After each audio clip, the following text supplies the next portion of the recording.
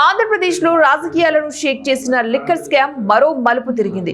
విచారణకు రావాలని మాజీ వైసీపీ లీడర్ విజయసాయిరెడ్డికి ఈడీ నోటీసులు జారీ చేసింది. నెల 22వ తారీఖున విచారణకు రావాలని స్పష్టం చేసింది. ఆంధ్రప్రదేశ్లో వైఎస్ఆర్సీపీ అధికారంలో ఉన్న 2019 నుంచి 2024 మధ్య అమలు చేసిన మద్యం విధానంలో అనేక అక్రమాలు జరిగాయని కూటమి ప్రభుత్వం విచారణకు ఆదేశించింది. ప్రత్యేకంగా సిట్ ఏర్పాటు చేసి జరిగిన అక్రమాలను వెలుగులోకి తీసుకుని వచ్చింది.